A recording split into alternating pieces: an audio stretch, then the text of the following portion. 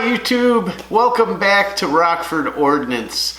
We've been bringing you kind of, I won't say a series, but a couple videos on our M1 Garand. And I've been having so much fun with this rifle, and it's nice to switch it up a bit and, you know, try some different rifles. And this is something outside my wheelhouse. I had never, always wanted one, but had never just, you know, found the right one, I guess. But I don't consider any collection complete without one. And I found this one. It's a CMP rifle, although I found it from a private party. And it is one of their special service grades where everything's pretty much been redone, you know, as far as parkerizing and all. And it came in this beautiful Boyds stock, a brand new walnut stock. And the way these come, they come dry. They're not finished, although this one looks like it may have been stained, but I've dealt in wood for years, and this just may be the natural dark walnut. I'm not positive. Again, for some of the guys watching this that are M1 Garand, you know, experts and have been shooting and messing around with these rifles their whole lives, please, help me out, because I do not claim to be an expert on these. This is not my wheelhouse. AKs and ARs are much more in my wheelhouse, but I love this rifle, and I'm the type of guy that any help and advice you guys can give, please give it to me. It's a learning process, and when it comes to this rifle, I'm like a sponge. I want to soak up everything I can. Anyhow, this is a Boyds stock, and they make them especially for the CMP. It's stamped with the CMP cartouche over here, and it's pretty perfect. I mean, there's one or two little dings, and you know, if you get one that's still in the original stock and it's got all that character, that's great. I like those too, and I plan on getting one. But this one, seeing as the stock is so beautiful and the gun's so perfect, I want it to be perfect. So we're going to get rid of just lightly sand, because I don't think they give these a final sanding, although it's very smooth. I could probably just refinish it as is, but there's one or two tiny little dings. We're going to show you how to steam those out. One thing I am an expert at, or close to, I guess, just through experience and osmosis, is, you know, refinishing rifle stocks. You've seen some of the shellac videos I've done and all. Well, this one we're going to do in boiled linseed oil. That's how these were originally done. From what I read, later in the war, they switched over to tung oil, because when these heated up, they would get a bit tacky. Government was probably, well, I know they were churning these things out by the ton, and maybe it just didn't have enough time to dry, and then when they got hot, it would start, you know, bleeding out a little bit. And they probably gooped it on pretty heavy. And that's those really neat finishes you see on the original stocks, where they're just so dark and shiny, and that's the oil and hand oil and grime and years of use that have really given it that character. But I got a feeling this is going to come out beautiful. We're going to steam those couple dents out. We're going to give it a light sanding, maybe 220. I may mess with a little steel wool on this too. I may even lightly, there's a technique where you can lightly wet it. It raises the grain slightly. You sand that off. It dries, you wet it so little that it dries really quick, but it enables you to get rid of those, a few of those top fibers and really make it smooth. You can do it 2 or 3 times, and then, you know, those fibers that are laying on top are gone, and the rifle's just really smooth. There's also another method, once you get into finishing it with the linseed oil. That's what I'm going with instead of the tung oil, mainly because that's what I have on hand right now. But there's a method. When you lightly apply the linseed oil, you can lightly sand that oil in. And what it does is it takes the sawdust and it creates a slurry with the oil, and it really fills the pores in. So you can do that on the first 2-3 coats, and it fills and seals those pores much better. And then the final coats, you're not doing any sanding. When it comes to linseed oil, some guns I put it on heavier, let it sit for a little bit, and then wipe it off and let it dry 24 hours or so between coats. But to do a really fine finish, you want super light coats on these. Otherwise, you can wait quite a while for it to dry.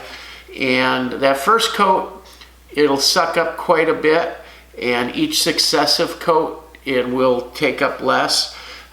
Depending how this wood takes the oil, we'll see. I've done anywhere from 6 coats to 12 coats on different rifles, like my Yugo SKS. I left that a little rougher because that's how those guns came. Mine was unissued from the arsenal when I got it, and that's how it was, so I kept it that way. This I'm going for just a finer finish on. So that's what we're gonna do. So I guess our first step here is to steam out the 1 or 2 dents, and most of you guys will look at this dent and say, is he nuts? It's nothing. But I really want it nice, and when it's this close to perfect, it takes me 2 minutes to steam it out. So if we can, some you can't, but most you can get out. So we're gonna see what we can do here, and then we'll take you through the process of finishing the stock too. I will say one last thing. I love the look, color, and sheen of just how this stock is right now. This flat, just natural, rich finish is just gorgeous to me. I wish I could leave it, and I could, I guess, but you run the risk of the wood drying out.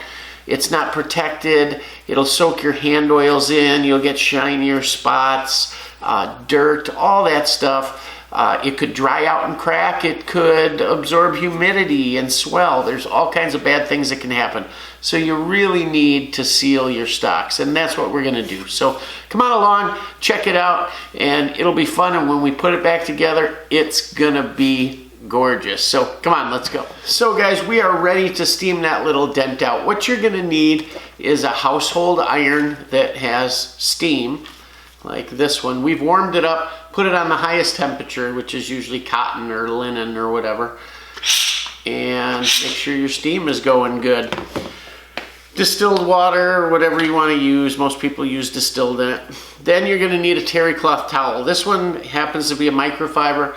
Make sure it's cotton or you're going to melt the damn thing, and preferably white. Now this one's been through the wash 1,000 times. I know the color's not going to bleed. Also, make sure your shop towels, don't use fabric softener on them. It can do weird stuff to things. Even when you're working on your car, let's say taking wax off your car, fabric softener leaves a haze on things. So you don't want to be pressing fabric softener into your wood either. So let me get this set up here. I'm going to put the stock in our gun vise, and we're going to steam this thing out. Okay guys, so we got this thing ready to go here. I don't really have it clamped down because it's just easier to get to this way. But all you're gonna do is lay the wet portion of the cloth over the little ding you got, kind of know where it's at. And then you're going to apply pressure with the iron. If you can hear this, it's sizzling. And it's steaming.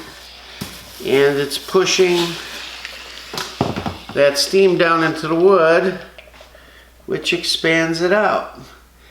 And that ding is almost gone just from that. A little bit more, we'll put a fresh section of the towel on there.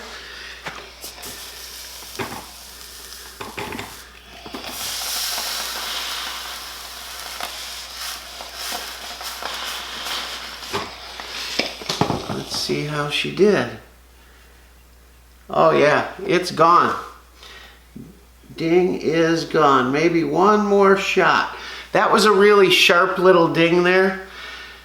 So it's a little tough to get it out. You know, you crush wood when you get a ding in it. That's what's essentially happening, is you're crushing the wood fibers. And the reason you want to get them out is when you put an oil finish on, that little ding shows up darker.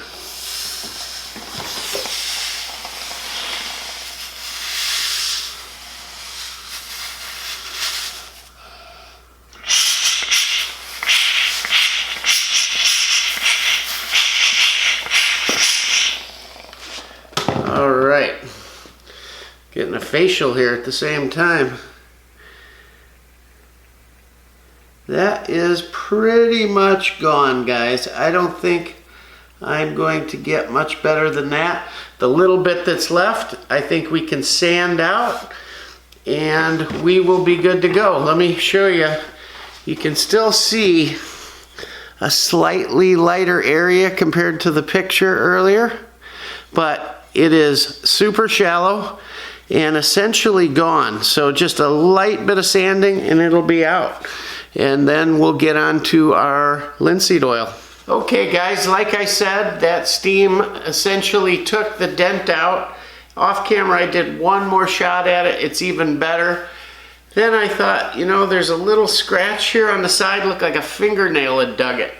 And rather than sand, I shot it with steam and it popped right out.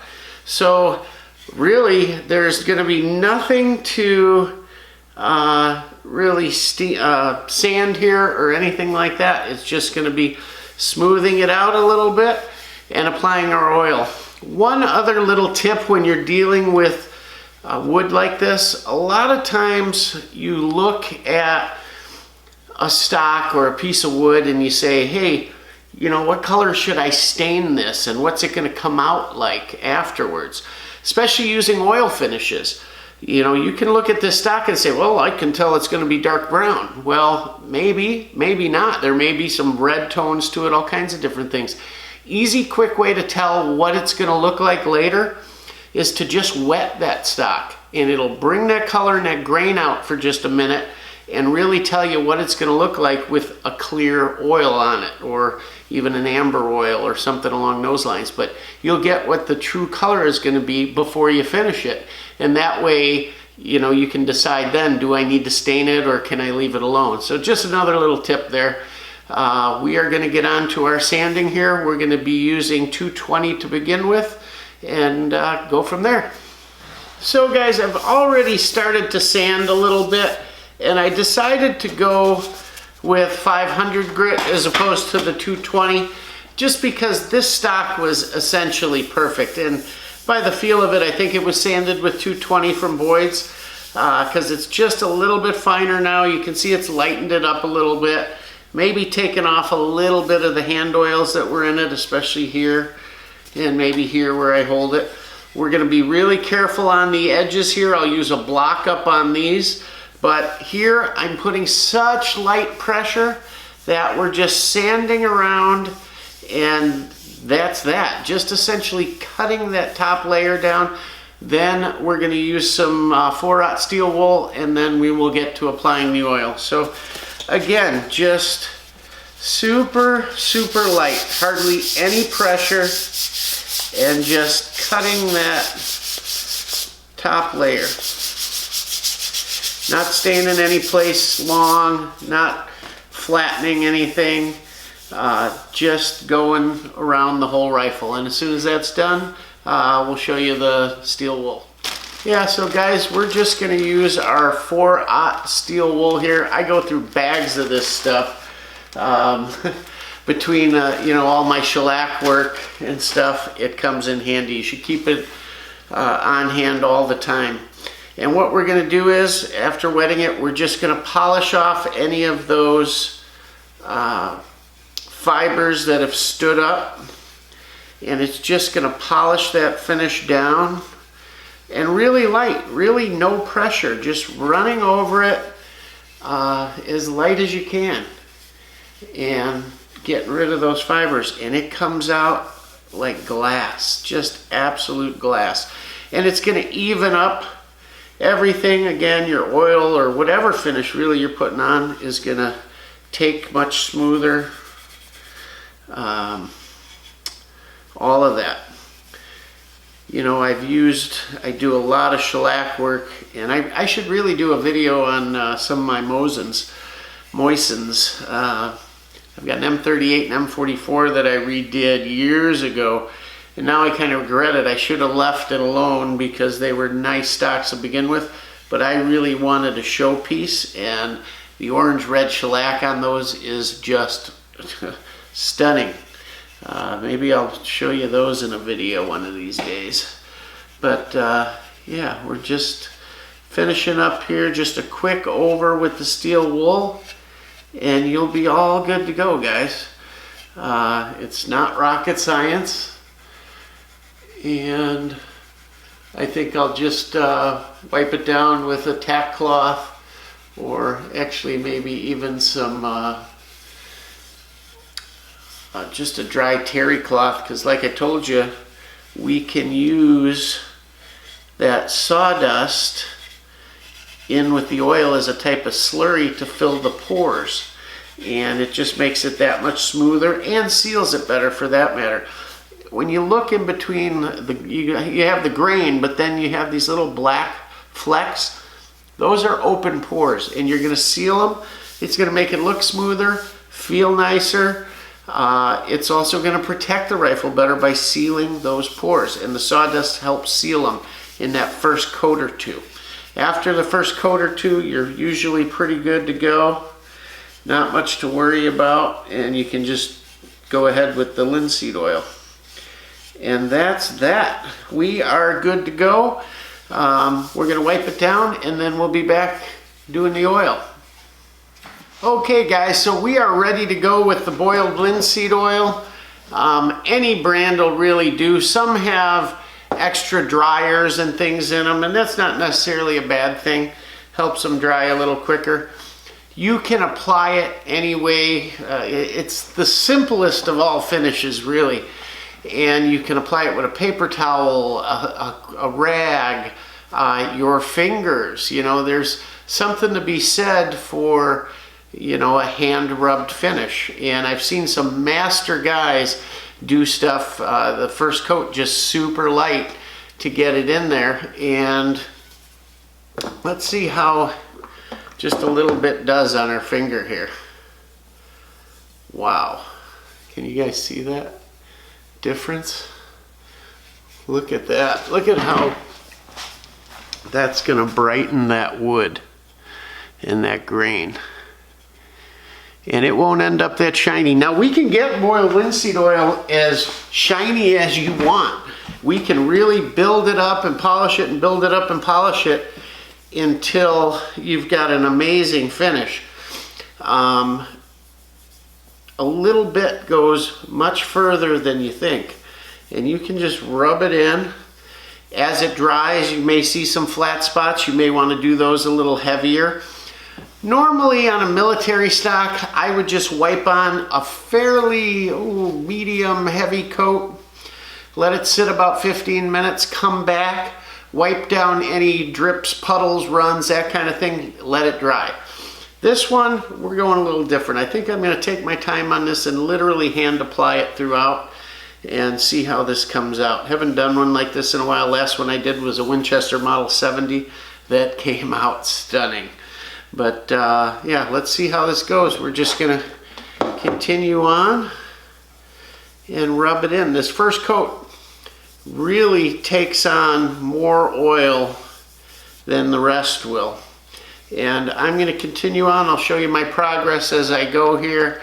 I may switch over to the paper towel. Just this thing seems to be really dry and really soaking up the wood. So we may put a fairly heavy coat on it. Wow, is that going to be gorgeous. Holy moly. All right, let me work on this a little bit and we'll be right back. So I've been working on this, and you can see the parts I've done and the parts I haven't. Here's this side's completely done, first coat, and literally just taking a little bit off the top of the can and hand rubbing it in. I like this for a much finer finish. Like I said, some milsurps where you want that rougher finish, no problem. Slop it on there with a paper towel and go to town. But it will take longer to dry in between coats. Keep that in mind. You'll see lighter areas as it soaks more in, but just get a good first coat on there, and we're still going to let it then dry for about 15-20 minutes, and then I will come back and wipe it down just to even it out. So I'll show you as we go along here. I just put a little on my finger and start rubbing it in, and look at the transformation of that wood as you rub it in there. And it's a foolproof finish, guys. It's so easy. There's no mistakes. You can't make any mistakes with it. Just super easy. Now, don't forget to do the inside here too. You want to seal that. You don't want that bare wood open to any elements, humidity, except, well, you know, it's not a complete sealer, but it certainly helps keep everything more uniform. So that's pretty much our first coat here. Other than the inside of the rifle, I'm not going to bore you guys with that. It's probably sick of hearing me babble already, but yeah. You can see the stamp real nice there. And there you go. It still looks very glossy. That's going to mat up. Again, I can make it as glossy as I want. I think that'd be about as glossy. Oh man, I missed a scratch here. Well, it's another beautiful part about this. If I want to right now, I can sand that area, get rid of that little scratch, and reapply it. Even a year or two from now, if it gets a ding, something, I can sand it out, oil it up again, and it's good to go. It's not like a polyurethane or some other finish where you may, depending on the damage, need to refinish the whole stock. That's the great thing with oil. So yeah, we're gonna let this dry up for a few minutes, wipe it down, and when it's dry tomorrow, we'll come back and show you and apply the second coat. So guys, we let the first coat sit about 20 minutes and then we wiped it off, and you can see already just how beautiful this stock is going to turn out. I think it still may look a little shiny because of the light, but absolutely stunning. And a few more coats and we will be there. It really accepted the oil nicely, and it's going to be an easy one. I don't know that we're going to need that 12, 15 coat kind of thing. I don't want this to get that glossy. I still want it to have a nice matte finish with just a hair of a sheen to it, to give it like, oh, you know, it's going to look perfect, but it's going to look maybe well handled because of that little bit of sheen. So we're going to let it dry till the morning, then we'll come out, show it to you real quick, and then get the second coat going on here. I can't wait to shoot this thing, so I got to get it done quick. Well, ladies and gentlemen, here we have it, our Garand. We have currently 3 coats on this rifle, and it sat for quite a few days because I had a lot of things to do and I wanted to shoot it. So we put it back together a bit early and took it out shooting yesterday. We got excited, we had to take it out. It's only got 3 coats on it right now. And the interesting thing, well, not interesting, I kind of knew it would happen. It's soaked up a lot of that. So where 3 days ago it looked really good and I could have left it, it's now a lot more matte finish. It soaked it in. While it's absolutely gorgeous, I think it needs a few more for protection. And yeah, it's going to be gorgeous. But we could leave it like this if we wanted. It's got enough, but I'm going to give it a couple more. You can see it is just stunning. The color, the grain, it just came out magnificent. Really neat. Somebody was asking in the comments on one of the other Garand videos, could you show more of the gun? He essentially wanted to see some Garand porn, I guess. So maybe this is what you were searching for. Hopefully, let's see if we can get some close-ups here. It just came out really, really nice. The grain is just good looking. I hope the light's not bouncing off this thing too much and glaring, but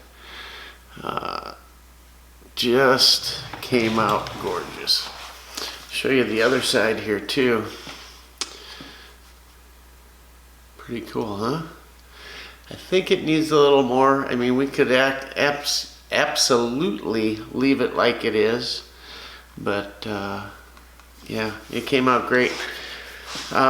Before I put it back together, lubed it all up real good, and functions way better. I took your guys' advice. I put some grease in certain spots. I normally don't use grease on really any of my weapons, maybe in the summer on some of the AKs in a couple spots, but the grease really helped on this, and having it all lubed up, the thing just runs flawlessly.